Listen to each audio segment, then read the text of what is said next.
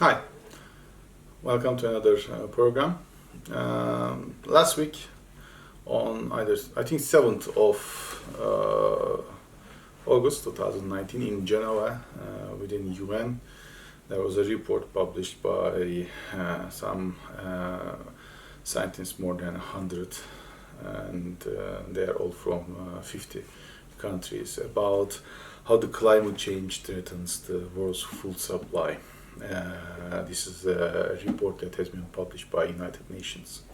It is a very important report that we are reviewing also. We have reviewed to some levels, and we want to share the outcome with you. And we believe that it's important to know what kind of warnings the United Nations gives us and how it's going to affect the global peace in future. So let's start.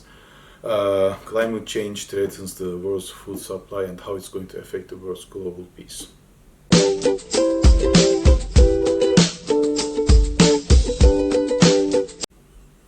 So, United Nations on 7th of August 2019 published a report. That report basically mentions about how the climate change threatens the world food supply.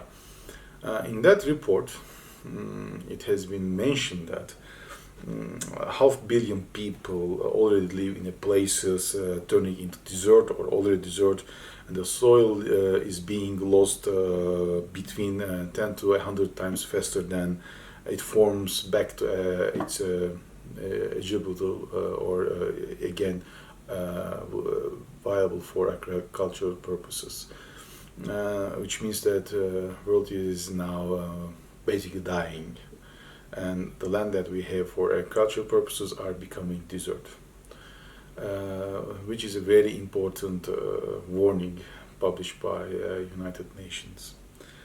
Moreover, it mentions that the climate change already also affects the floods, droughts, storms, and other types of extreme weather conditions that threaten the world's food supply.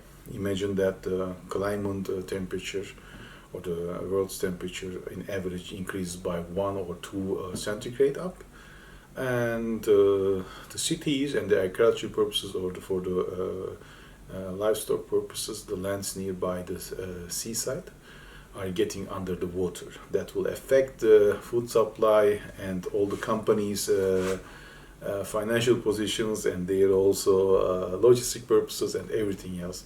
Therefore, there will be a big food supply problem. They insist that it should be taken into consideration. And I also agree about this. Moreover, the report also mentions that whenever we are losing a land, it doesn't necessarily that we are losing a land. When the land is become underwater, it's another problem. But when the land and the habitat over there is dying, it means that it also releases carbon dioxide to nature. Now, it's estimated that each year the nature or there is a carbon dioxide emission about 5 gigaton globally. And out of this 5 gigaton, 1 gigaton belongs to the habitat that died over there. So, which means that we have a farm and it died, and then the all these green habitat over there release carbon dioxide, which is causing a pollution. Plus, it also causes the weather becoming more hot, and also contributes to weather changes. Now, once the weather is getting hot, of course, in the low altitude, it affects the agricultural habitat, including livestock habitat, negatively. But also the report mentions that it is a positive in that regard. The high altitude farm areas are getting better, so the crops are getting even better in terms of quality, and we can also recover from there. But this is not the same thing, because as long as the high altitude, we are now going to see all these crops being collected or harvested, and the quantity, the amount is getting less because of the structure. It's less that the land is available in the high altitudes.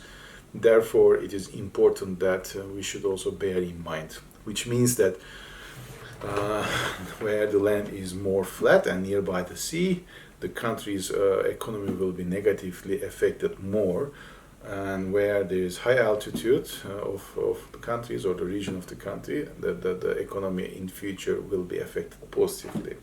That's also granted. But moreover, also it mentions that in the latest years, let's say from Nicaragua or Honduras, we have seen some immigration flows to the United States.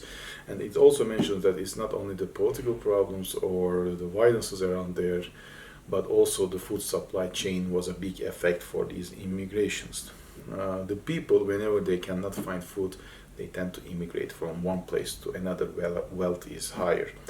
And this is a great risk for countries, especially within Europe, where Africa is close by. It mentions that as long as the Africa is going to get less and less habitat to agricultural purposes or to livestock purposes, the immigration rates from Africa, especially to Europe, where the wealth is high and reliable, constant, will be more. That will going to affect the development, the security, and other issues as for governments.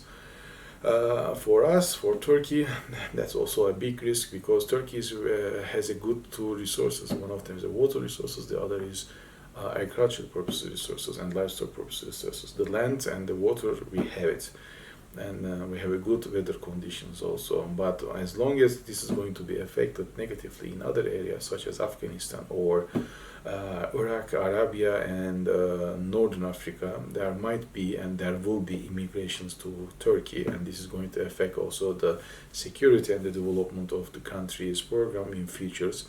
The elites and the political leaders for future in Turkey will be compelled to consider these effects and how these effects can or should be rectified by the administration at that time. We are not mentioning only a couple of thousands people, we are mentioning maybe hundreds of thousands of people or a million each year. That is going to be a really big issue for all the countries, especially in the wealthier states, to be considered.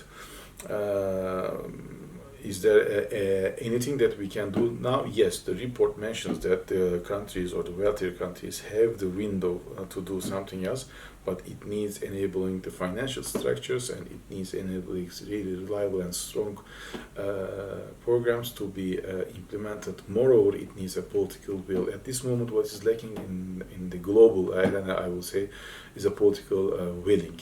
Everybody or every country is talking about these things, but there is no really genuine political will that will sustain these kind of programs. SDG is a very good commitment. Everybody signs the paper, but we are seeing that all these negative effects, especially between the wealthier countries, trade wars, or other tensions between the big countries are going to affect these kind of also immigration issues. So United Nations again takes their attention to these points too. If you like this video, please, there's a button underneath the screen, please press on it. There's also subscriber button underneath the screen. Please also get subscribed to our channel, so as long as we are going to publish a video, you are going to be hearing and informed firstly, and you can watch it. Thank you for watching the program, and see you for the next time. Have a great day. Bye.